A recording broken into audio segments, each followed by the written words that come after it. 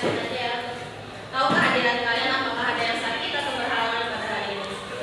Nah, sebelum kalian belajar, coba lihat di pinggir kalian apakah ada sampah atau bangku kalian yang belum rapi. Silakan dirapikan dulu. Kalau memang ada sampah, silakan dipungut, nanti dibuang. Ada? Siapa kakak kelasnya di sini? Minta tolong untuk memimpin kelas sebelum pembelajaran dimulai. Sebelum pembelajaran dimulai, kita berdoa. Berdoa dimulai, berdoa selesai. Terima kasih. Jadi untuk mengetahui kehadiran kalian, saya absen dulu ya. Nanti yang hadir silakan angkat tangannya.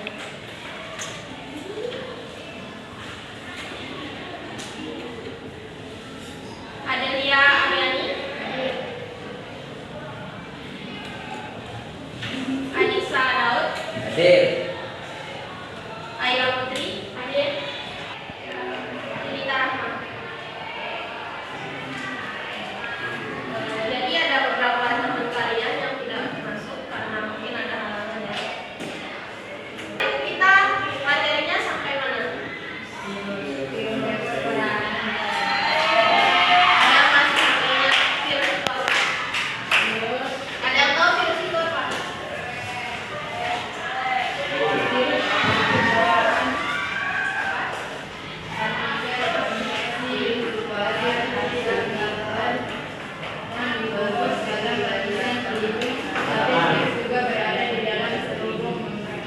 Ya, jadi untuk materi kita hari ini kita lanjut ya, virus dan peranannya yaitu bab 3.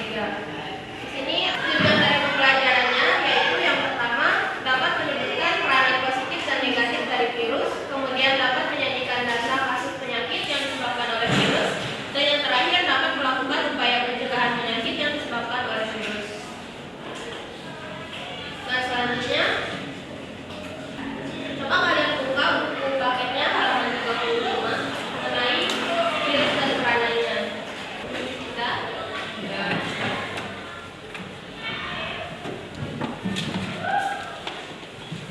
Nah, di sini saya sajikan dalam buku PPT. Kalian bisa lihat depan mengenai virus dan peranannya. Jadi virus ini yang menurut kalian virus itu termasuk makhluk hidup atau makhluk mati? Organisme hidup atau organisme mati? Yang bilang hidup angkat tangan. Yang bilang mati? Yang cowok jawabannya apa? Nilai kalian 50 ya. Jadi virus itu bisa dikatakan makhluk hidup karena memiliki DNA dan atau RNA. Tapi bisa dikatakan sebagai makhluk mati atau organisme mati karena ada beberapa cirinya. Yang pertama yaitu virus ini tidak dapat dientangkan menggunakan sentrifugasi biasa, tetapi masih dapat dikristalkan. Kenapa dikristalkan virus itu?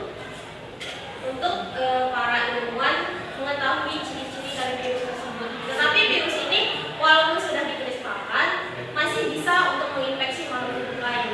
Ingat itu. Jadi walaupun sudah dikristalkan seperti makhluk mati, organisme mati, tetapi virus ini masih bisa untuk menginfeksi makhluk hidup lain atau sel inangnya.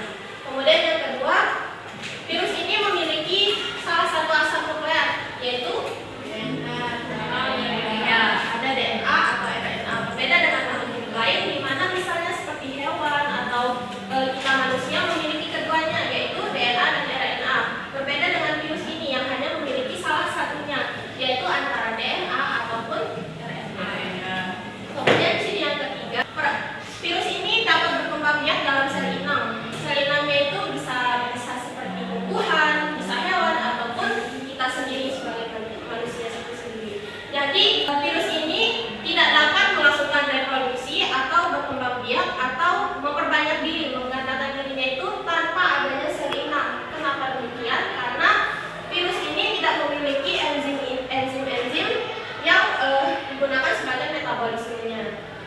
Kemudian virus ini juga tidak memiliki alat untuk memproduksi protein. Misalnya seperti kita itu ada di ribosom. Nah, protein ini tidak memiliki organel yang seperti kita. Jadi dia ini membutuhkan inang untuk berkembang biak. Virus ini berukuran 25 sampai 300 nanometer.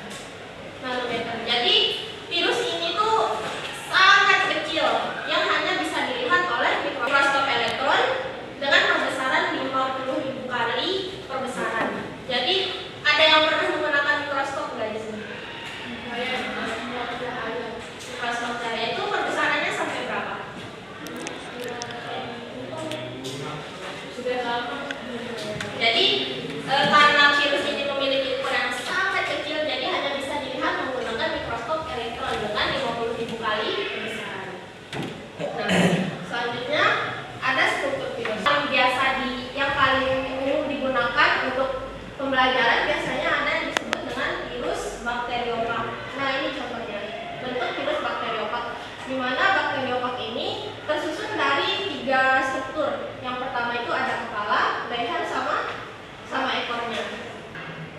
Nah, ini adalah sejarah mengenai penemuan pertama kali ditemukannya virus, yaitu pada abad akhir 19 atau 1988. Ada ilmuwan yang berasal dari Jerman, namanya Adolf Meyer. Nah, Adolf Meyer ini melihat suatu penyakit pada tembakau, di mana tembakau ini mengalami keterlambatan pertumbuhannya. Jadi kayak Adolf Meyer ini penasaran gitu, kok bisa sih tembakau ini mengalami keterlambatan dalam pertumbuhannya gitu. Sehingga tidak dapat dilihat oleh mikroskop. Jadi Adolf Meyer ini menyatakan bahwa penyakit pada tembakau itu disebabkan oleh bakteri yang ukurannya sangat kecil. Yang keempat itu ada ilmuwan dari Amerika yang bernama Mendel Meredith Stanley ini yang memperkuat hipotesis dari Magnus Benjamin atau ahli yang ketiga. Dia itu memperkuat dengan melihat bagaimana sih sebenarnya virus ini gitu. Apakah penyakit ini disebabkan oleh virus atau makhluk hidup lain gitu. Apakah disebabkan oleh bakteri atau makhluk hidup lain. Jadi Mendel Meredith Stanley ini mengkristalkan virus itu, penyakit itu, sehingga dia bisa melihat struktur dari virus-virus yang menyebabkan penyakit pada tembakau itu. Jadi dari sana dia tahu bahwa penyakit itu disebabkan oleh virus yang dinamakan dengan TMP atau tobacco mosaic. Menurut kalian nih, yang kalian tangkap tadi, ada berapa ahli yang meneliti tentang virus itu?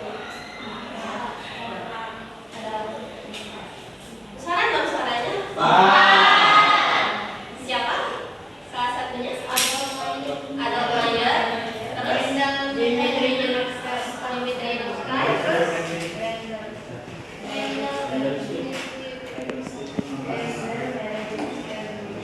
Mendel Meredith Stanley, sama yang terakhir? Ya, Magnus Benjamin. Kalau yang pertama itu siapa tadi? Adolf Meyer. Nah, Adolf Meyer itu dari mana dia melihat? Apa yang dilihat dari tembakau itu? Ya, dia berukuran sangat kecil. Dia mengatakan bahwa penyebabnya itu bakteri yang berukuran sangat kecil.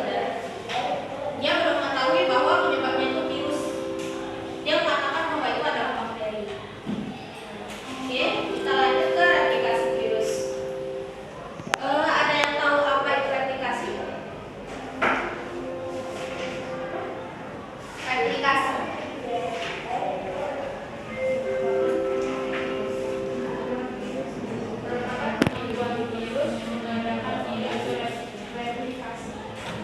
Ya, jadi replikasi virus. Replikasi itu adalah kemampuan virus untuk melakukan penggandaan diri atau reproduksi atau memperbanyak diri lah istilahnya. Nah, jadi ada beberapa cara. Ini bisa disebut dengan proliferasi. Di mana perkembangan virus ini membutuhkan sel inang untuk melakukan perbanyakan diri. Kenapa membutuhkan sel inang? Ada yang bisa menjawab? Karena dia tidak memiliki enzim. Ya, betul. Jadi virus ini tidak memiliki enzim untuk melakukan metabolisme seperti kita ini, seperti manusia dan yang lainnya. Terus alasan yang lainnya apa lagi? Ada yang tahu? Apa? Tidak memiliki alat untuk membuat protein seperti ribosom. Iya, betul. Jadi virus ini tidak memiliki alat untuk melakukan pembentukan protein seperti ribosom. Itu yang buat tadi itu menyebabkan virus ini tidak bisa hidup sendirinya atau membutuhkan sel inang untuk melakukan perkembangbiakan atau pengganaan diri. Nah, selanjutnya itu ada dua cara untuk replikasi virus. Yang pertama ada daur litik dan daur isogenik. Jadi ada beberapa cara. Yang pertama itu ada daur litik. Yang pertama ada absorpsi. Ada yang tahu apa absorpsi? Apa itu? Yaitu bakteri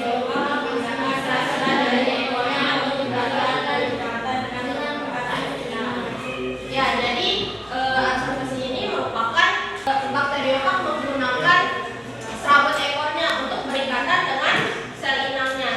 Ini merupakan langkah awal dari daur litik.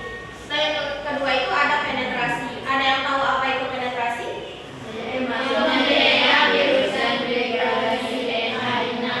Ya, jadi degradasi itu merupakan masuknya DNA virus dan degenerasi DNA sel inang.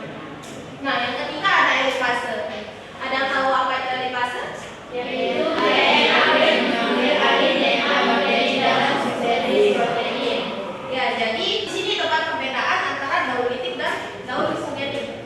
Di mana DNA virus mengambil alih DNA bakteri dalam proses sintesis protein. Kalau di daur isogenik itu berbeda ya. Nanti ada saya jelaskan.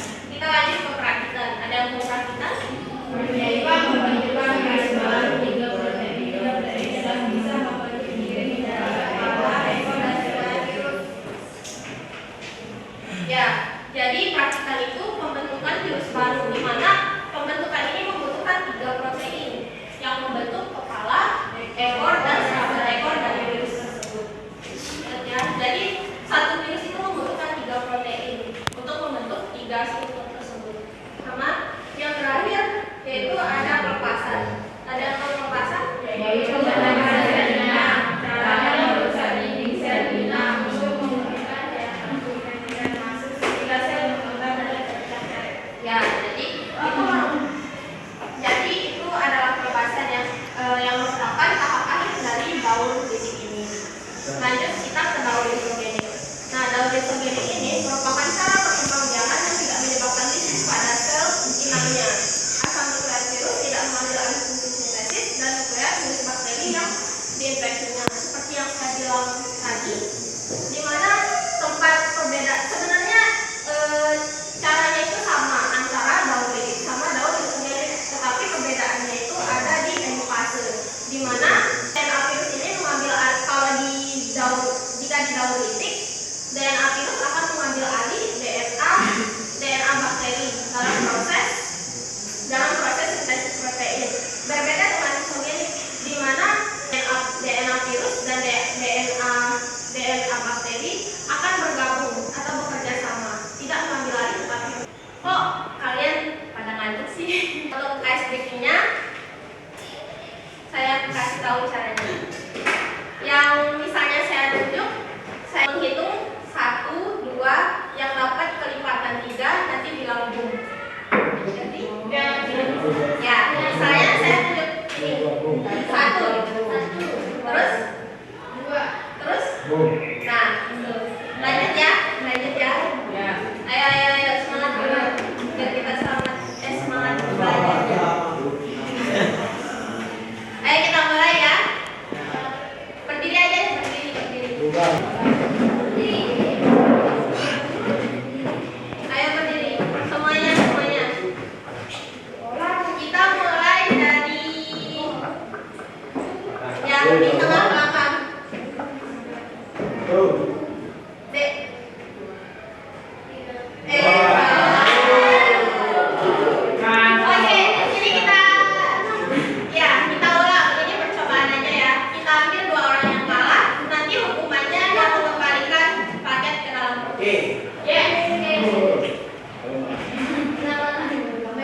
Dua. Bung. Satu. 4. Empat.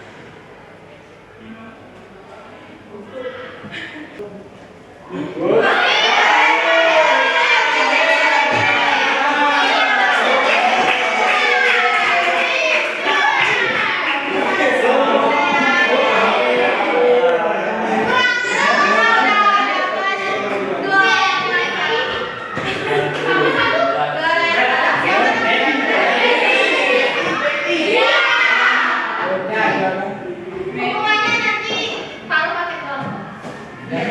Main yang rusak. Oke, kita lanjut ke peranan virus ya. Nah, peranan virus ini ada dua. Yang pertama ada peranan positif dan peranan negatif. Peranan positif ini ada beberapa peranan. Yang pertama itu ada di bidang kesehatan, kedua ada di bidang pertanian, sama yang ketiga ada di bidang ilmu pengetahuan. Ada yang tahu di bidang kesehatan, yang kemarin kan kita pernah mengalami COVID-19. Kalian pernah divaksin nggak? Dua kali. Berapa kali? Dua. Kira-kira vaksin itu apa? Virusnya.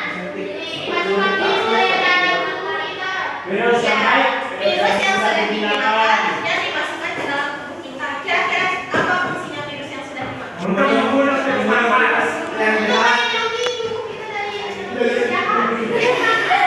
jadi peranan vaksin itu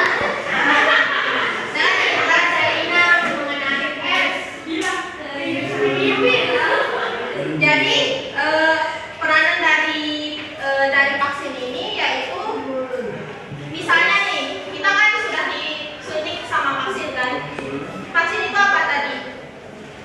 Virus yang sudah diremakan yang dimasukkan ke dalam tubuh kita kan. Ya, nah fungsinya itu untuk tubuh kita merekam dan membentuk sel antibody atau perlindungan dari tubuh kita. Ya, siapa yang jawabnya benar tadi? Saya. Ya, semuanya. Nah, jadi misalnya nih, kalau kita udah divaksin, kemudian tubuh kita udah tahu dibentuk dari virus yang jahat misalnya, udah tahu virus yang jahat, kemudian kita udah disuntik, jadi dia udah merekam dan membentuk antibody untuk melawan virus-virus itu. Jadi apabila virus yang sama masuk, ciri-cirinya sama, udah dilihat sama tubuh kita, antibody kita, jadi dia bakalan tahu gitu, oh ini loh bentuk virus yang jahat gitu. Jadi sistem pertahanan tubuh kita itu bakalan menyerang atau mengusir virus yang menyebabkan tubuh kita itu bakalan sakit. Nah itu perannya vaksin. Makanya kalian kalau disuruh vaksin silakan vaksin ya. Jangan nggak mau karena takut disuntik nih, jangan. Nanti efeknya lebih besar lagi. Itu peran positif virus. Ada juga peran negatif virus. Yang pertama ada tobacco mosaic virus, penyebab penyakit pada tembakau, ada kanker. Nah seperti yang saya bilang tadi bahwa penamaan virus itu biasanya tergantung dari ya apa yang dia infeksi. Misalnya seperti tembakau virus menginfeksi tembakau, kukamber menginfeksi timun, kemudian ada situs yang menginfeksi jeruk. Kemudian yang pada hewan ada Coxsackie virus, penyakit yang menyebabkan penyakit mulut dan kuku pada sapi dan kerbau. Kemudian ada Rhabdomyia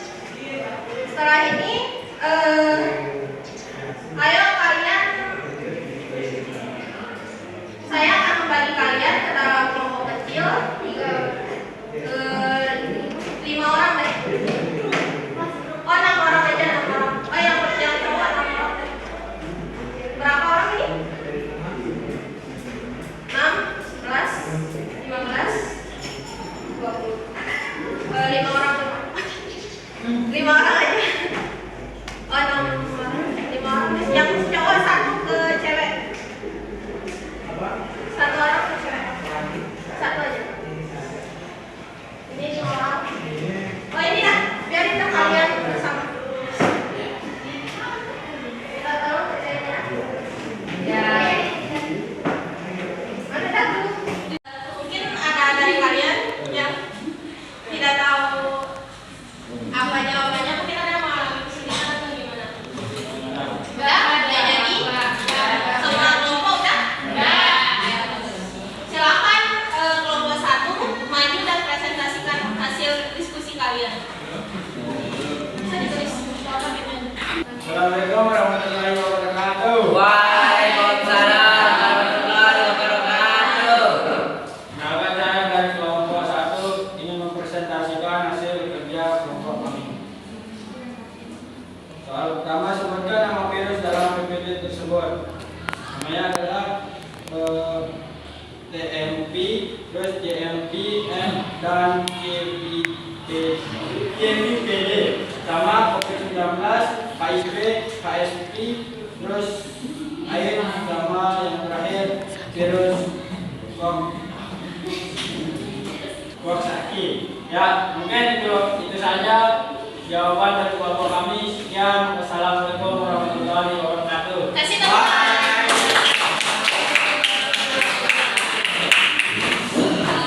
Untuk kelompok yang terakhir silakan maju.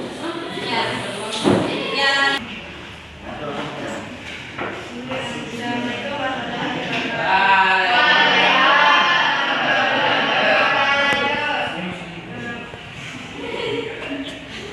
Saya akan mempresentasikan hasil kerja kelompok kami. Ayo, bagaimana cara menghindari infeksi virus dalam PPT tersebut? 1. Menjaga kebersihan diri. 2. Menjaga etika saat melakukan pasien. 3. Meningkatkan daya tahan tubuh. 4. Melakukan vaksinasi. 5. Menghindari kontak langsung dengan orang sakit. 6. Menjaga kebersihan lingkungan. Ya, sekian dari kelompok kami. Assalamualaikum. Waalaikumsalam.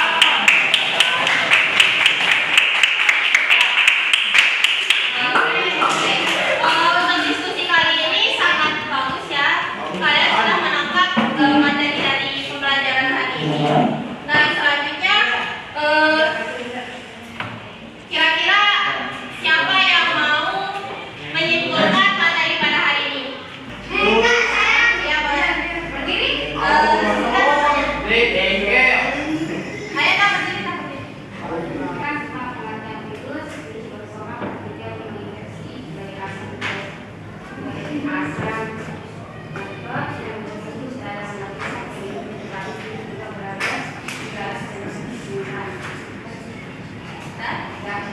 Jadi bagus untuk teman kalian yang bisa menyimpulkan materi pada hari ini. Kasih tepuk tangan dulu.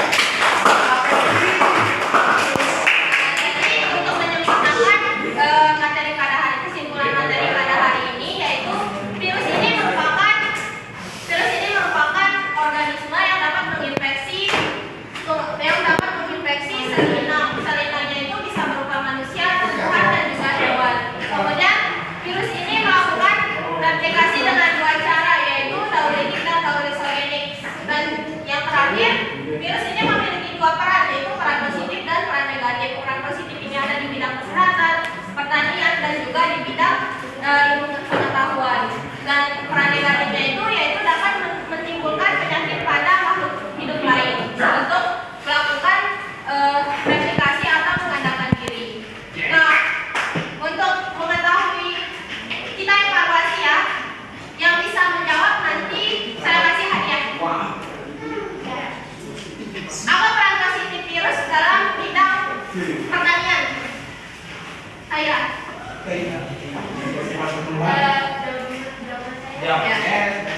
Perannya itu untuk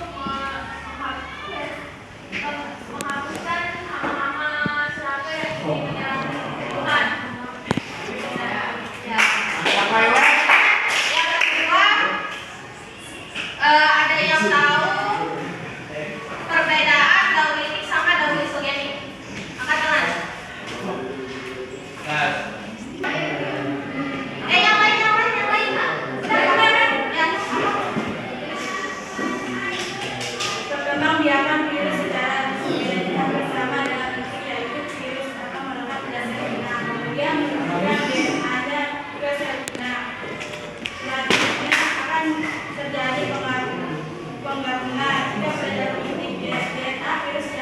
masuk mengambil alih semua peran DNA.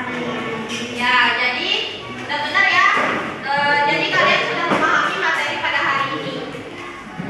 Ya, kasih tepuk tangan buat teman-teman kalian. Nah, untuk tugas selanjutnya, kalian dibagi dua kelompok dari absen 1 sampai 15, dari 16 sampai absen terakhir. Nanti tugasnya itu membuat poster yang kecil aja tentang virus dan penyakitnya. Ingat ya, dikumpulkan minggu depan. Ya, untuk materi selanjutnya yaitu mengenai bakteri dan peranannya. Ingat, pelajari ya bakteri dan peranannya untuk tugas selanjutnya. Dan yang terakhir, terima kasih untuk pembelajaran hari ini. Mohon maaf apabila ada kesalahan. Ketua kelas minta tolong pimpin doa. Mengakhiri pelajaran pada siang hari ini, mari kita berdoa. Berdoa dimulai.